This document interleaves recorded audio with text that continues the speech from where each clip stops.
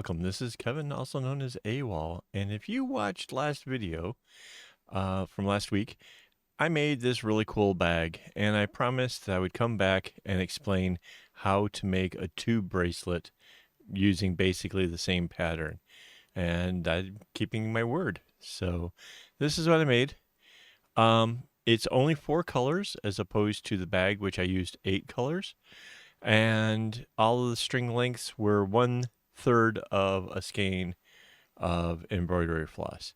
So, um, really, once you get it started, it's relatively simple. So, basically, I think what I'm going to take you through is how to get it started and what kind of goes into that.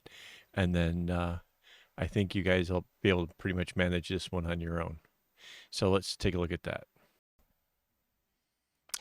Okay, so what we have here is 24 strands all kumied up and coming down. And they're going to be kind of all mixed up, as you might imagine, because they just went through the whole kumi process, right? So the trick is you're going to want to start by pulling out 2 colors that are going to make up the front side or the starting side of the thing. So in this case, obviously, I took the red and I took, let's see, the green. So there'll be 6 individual strands on the left side of that loop, and there'll be 6 strands on the other. So when we combine it together, we're just going to get 6 doubled up strands. So hopefully that makes a little bit of sense to you, that how that works. Now, one of the things I try to do is when I'm crossing it over, like bringing the loop to a single point and bringing all the colors, I like to loop the beginnings of it from the one that came furthest across. So with the green on the left hand side, I want to bring from the right hand side the first greens when I start to loop it to get them kind of started off in the whole bracelet making portion.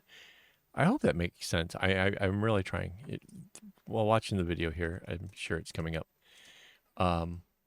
You can kind of see how that green from the right hand side is. Mind you, too. Here I am. I'm getting the ends of the kumi as close as possible. Now you see that I'm bringing the red across. I'll take 2 strands from the one that was the furthest away and then make that go around everything else. And that's going to help kind of pinch things together so that way you don't see a big gap right at the beginning of the bracelet. I think the beginning, that loop, especially when you make a really nice kumi, right? It's a point that people really are drawn to looking at. They want to see how that was done. And getting it off on the right foot really counts for a lot. So as you can see, I do all 3 that came from the left-hand side before doing the 3 that comes from the right-hand side. And like I said, that just helps to really secure the whole thing together. Now, when I start with the green, obviously I'm going to take the ones from the right first, but I don't necessarily have to put all of them together at once. I can just do 1 strand and then tie my knots accordingly. Now, obviously I've had a little bit too much coffee and I'm getting way ahead of the video. So I need to kind of slow down, take a deep breath, and get back with this. All right, so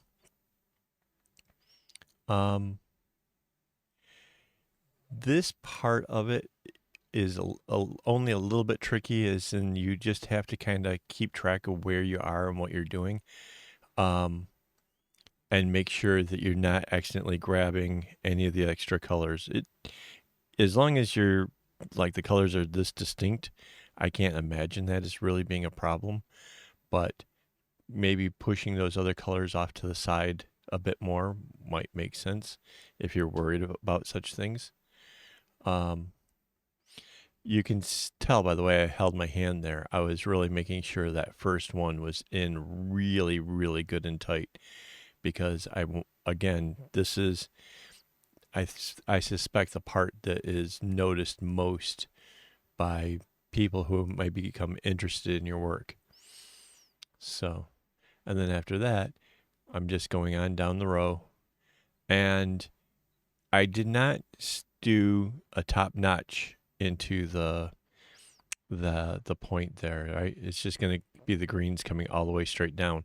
And why that is, and how that's different from some of the ones I've seen, is people like to make the puzzle piece look like all the other puzzle pieces. But as what I think is, this is a corner piece, right? This doesn't have anything above it. It doesn't make any sense to have a little cutout notch in the beginning of this. So the only bit that gets cut out is down at the bottom of it. So it's just a nuance. It doesn't matter, but I kind of like the thing. See there, I put the blue and the yellow up out of the way because I just don't like getting into the trouble of having those strings maybe get caught up or moved around or anything. So now, okay, so there's what, 6 strands of the green that have to come down. The first 4 are complete solids across that whole square, and then the last 2 make the cutout that'll be on the left-hand side.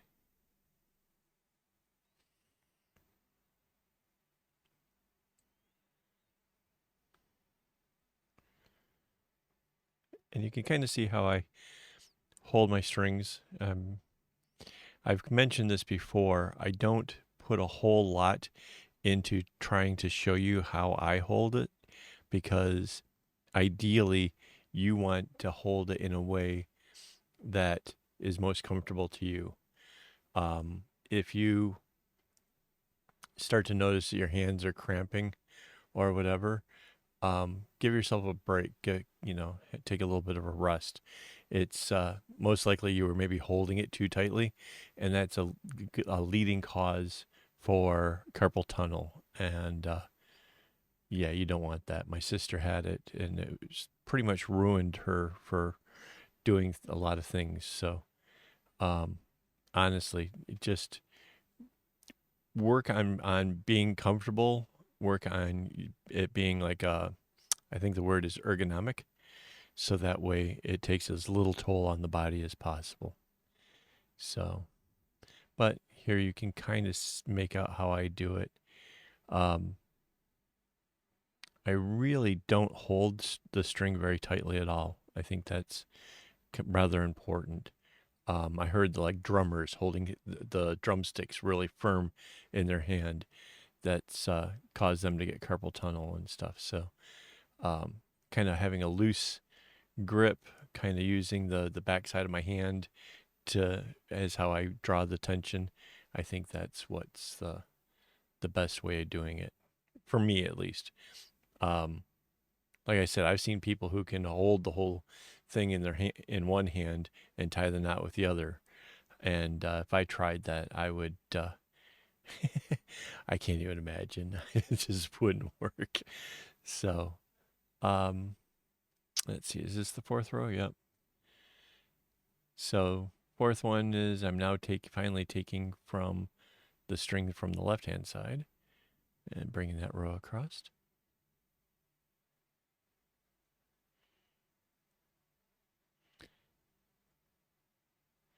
Like I said, this is probably the most difficult part of the whole bracelet as far as a tube goes.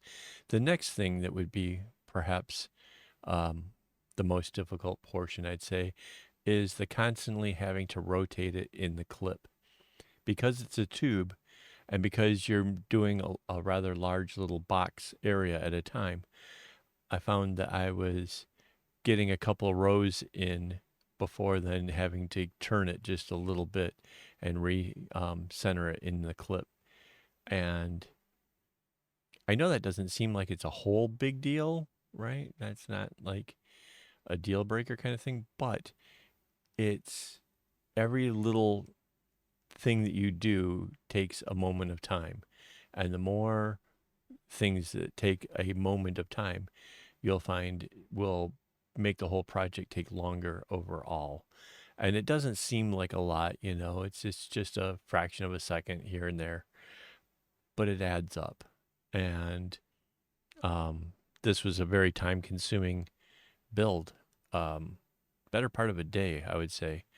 Um, in fact, it was one of those ones where I got myself so engrossed into it that I kind of lost track of time. And then when I go to stand up, like, whoa, that's, yeah, a little too long in the chair. But I managed to make a cool bracelet. So, I mean, I'm not complaining. I'm just kind of suggesting that one, I should practice what I preach and get up and move around a bit.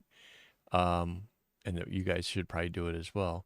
And that I get it, we're drawn to wanting to see progress, and sometimes it's so meditative that you can forget about those things. So if you feel like I do, like that's kind of part of the thing, believe me, I empathize greatly, but we should probably take better care of ourselves. So here's the little cutout of the red going into the green, right? So I did a little square diamond, 2x2 diamond of the greens. Now comes a little same of with the red color.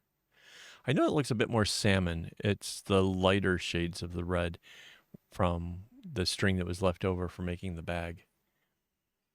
So it's a lighter shade of red, just as this is a lighter shade of green, and it will have the lighter yellow and the lighter blue.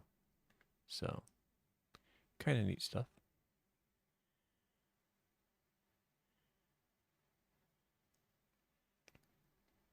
I really have to say I like the way these things turned out. And if this wasn't such a symbolic thing for autism, I would see maybe doing all kinds of different kind of puzzle type effects. But it really is become the iconic thing for that. So I kind of really don't want to mess with all of that and create chaos within the whole bracelet community. I think that would be crazy. So I don't know. If you guys make one, let me know. I'd be interested to see other possibilities. Kind of thinking that a fade would be really neat, but I'm not sure how I'd go about with the colors for that. Okay. Oh, and here I sped it up. So again, sorting out the colors, get the blue to one side and the yellow on the other side.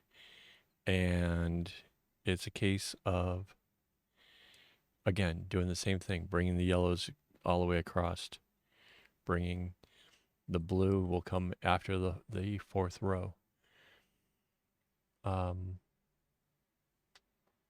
have to admit, watching this time lapse thing kind of it it definitely it definitely looks cool, but it definitely takes away from what goes into these things, how much work it really is. It's no wonder, with believe me, I'm not the only one doing the time lapse. I've seen it on Instagram. It's no wonder that people look at this stuff and think that it's so easy to make because, they see this and like, oh, that's nothing, right? No big deal. But yeah, this really was a better part of a day. So I guess it's probably a pretty good deal that I'm selling it for like I think my wife and I agreed on 20. Okay, so now you can see flipping it around to get the other diamonds in. That's what I was talking about before, how much effort goes into flipping it and changing it and doing that kind of thing.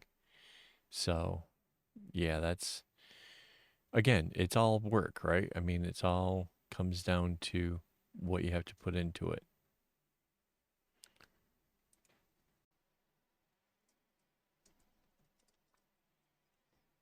So that's basically it. From there, it's just a matter of just staying in the square, do the little cutout bits, and continuing making sure that you're going in the right direction. It goes one towards the right, then one to the left, to the right, to the left, all the way down.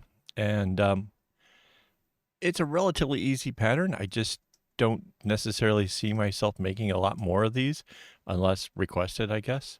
Um, But yeah, I mean, hopefully you guys enjoy this tutorial. If you do, please hit like, share it with your friends. Before I go, I want to say thank you to all my Patreon supporters. Thank you for making all this possible. I really appreciate it. And thank you to you, my viewers. You guys are great. Thanks for sticking all the way through this whole video. Give yourself a round of applause. And until next time, don't get your strings in a bunch.